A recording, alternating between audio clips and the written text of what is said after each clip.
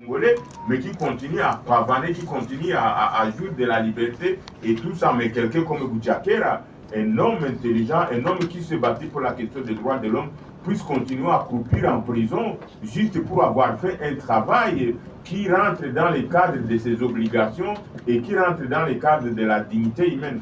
C'est pas ici on va rappeler la cause pour laquelle il est détenu, mais nous avons toujours dénoncé cela. Et donc voilà un peu l'élément qui nous a poussé à ce qu'on puisse faire cette alerte. Donc, je l'ai bien dit, nous sommes ici, ce n'est pas pour rien que vous voyez quelqu'un comme Jean-Claude Katende, qui a déjà fait un travail énorme en termes de droits de l'homme, pouvoir se manifester, se mettre à côté de nous, se mettre à côté d'alerte, se mettre à côté de la coalition Congo n'est pas à vendre pour pouvoir y arriver.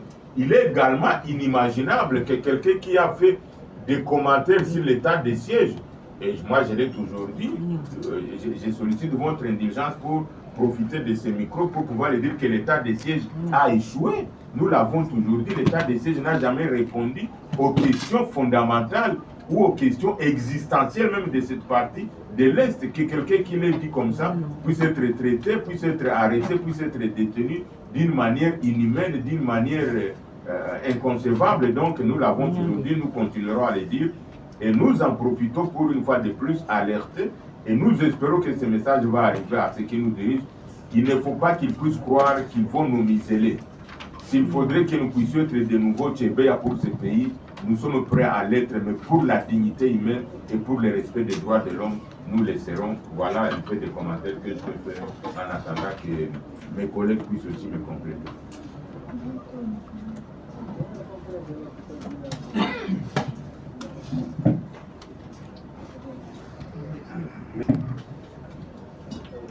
Je profite de l'occasion pour remercier ceux qui ont posé des questions. Mais je voudrais vous dire aussi que ma présence ici, je ne représente pas seulement la ZADO, je représente aussi la Fédération internationale des ligues de droits de l'homme, la FIDH, dont je suis le vice-président, pour apporter des soutiens de cette institution importante en matière de droits de l'homme à la cause que nous défendons ici. Mon frère Willy a soulevé un certain nombre de questions. Et je voudrais lui dire que quand nous avons appris l'arrestation de nos amis, nous étions, je dois vous dire que j'étais personnellement bouleversé.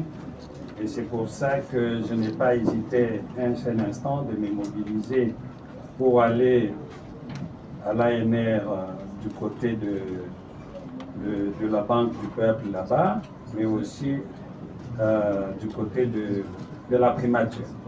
J'étais partout. J'étais partout parce que j'étais soucié de, une fois de plus, de jauger quelle est l'ouverture de l'ANR aujourd'hui par rapport aux questions de droits de l'homme. Et c'est pour ça que j'avais tenu à être partout. La question que vous avez soulevée du cadre de concertation, je voudrais rappeler, parce que vous êtes un des anciens défenseurs de droits de l'homme dans ce pays, qu'à l'époque, nous avions l'entité des liaisons qui était mise en place par le ministère de la Justice et qui réunissait tous les acteurs, les diplomates, les services de la République démocratique du Congo et nous, les organisations de droits de l'homme, pour discuter des questions de droits de l'homme.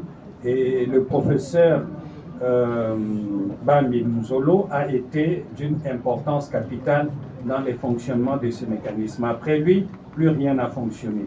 Et je dois vous dire que j'avais repris contact avec l'actuel ministre des Droits humains pour voir dans quelle mesure on devait relancer l'entité des liaisons. Les lettres ont été adressées à certaines organisations pour déléguer des gens dans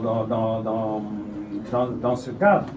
Et jusqu'aujourd'hui, on n'a plus de suite, on est à la fin de la législature et on ne sait pas qu'est-ce qui va se passer. Je pense que les défenseurs des droits de l'homme qui sont ici, nous devons nous organiser pour faire activer ce cadre, cette entité de liaison. C'est très important. Mais il faut dire, au-delà de ce cadre officiel, que les organisations de droits de l'homme n'ont plus de rencontres des organisations congolaises. Depuis que certaines organisations sont organisées à la MONUSCO, nous n'avons plus de rencontres entre nous pour discuter de nos propres questions en dehors de nos partenaires. Et ça, c'est une faute que j'encaisse, que vous encaissez, et que tous les défenseurs de droits de l'homme ici devraient encaisser et voir éventuellement qu'est-ce que nous devons faire pour avoir des réunions entre nous. C'est lors de ces réunions-là qu'on peut mettre en place ces mécanismes d'alerte pour des collègues qui peuvent être arrêtés. Et moi, je vous dis que dans la suite des temps, on arrêtera encore beaucoup de gens. Parce que beaucoup d'abus vont être commis et nous devons nous préparer à ce que nous puissions nous organiser pour faire face à ce qui va arriver dans la suite des temps. Et je n'ai aucun doute que beaucoup de gens vont être arrêtés parce que beaucoup de bêtises vont être faites et nous n'allons pas nous taire face à ces bêtises. Donc, il est important que nous puissions revenir là-dessus. Je suis bien content que vous ayez mentionné cet instrument important pour lequel nous nous sommes battus, la loi portant protection des défenseurs des droits de l'homme, mais il nous revient à nous de pouvoir vulgariser cette loi.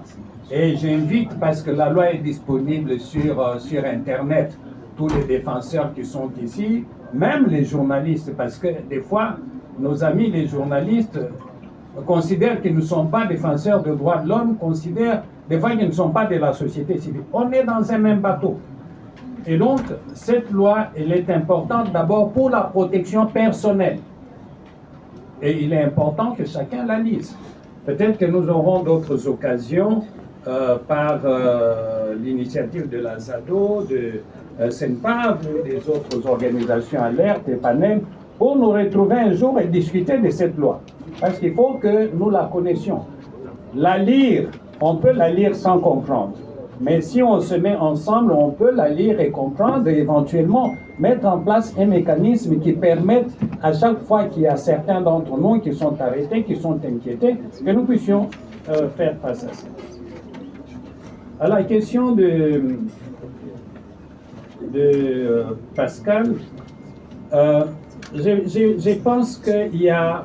Je ne peux pas vous donner aujourd'hui un chiffre, hein, parce que quand vous allez dans certaines provinces, on arrête régulièrement les gens, surtout en dehors de Kinshasa.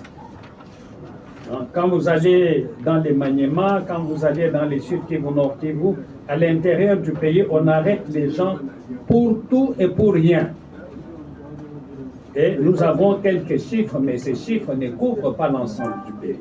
Mais je voudrais souligner quelque chose de très important, cher Pascal. C'est qu'en matière de protection des droits de l'homme, même s'il y a un seul militant des droits de l'homme qui est arrêté et torturé, la situation est grave. On ne devrait pas parler en fonction des chiffres, mais on devrait parler en fonction d'atteinte à la dignité humaine. Même si c'est un seul, parce que je l'entends dans beaucoup de pays, on dit, mais c'est un seul journaliste seulement, c'est un seul défenseur de droits de l'homme. Il ne faut pas qu'il y en ait une centaine pour qu'on comprenne que la situation est grave.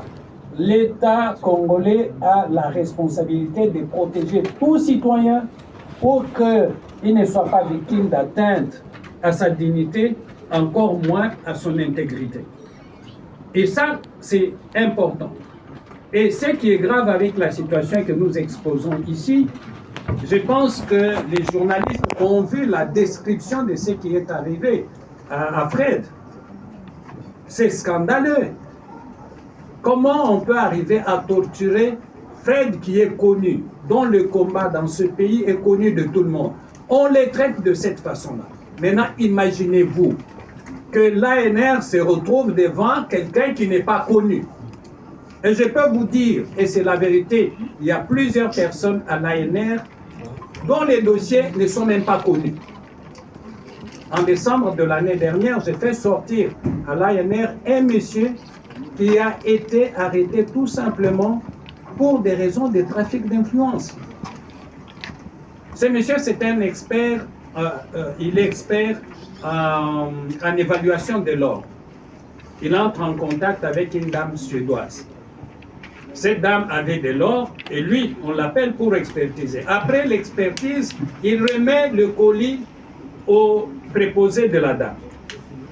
Et le préposé disparaît dans la nature et c'est lui qu'on arrête. Et on l'amène à l'ANR. Il a fait 6 mois là-bas. 6 mois là-bas. Et il a fallu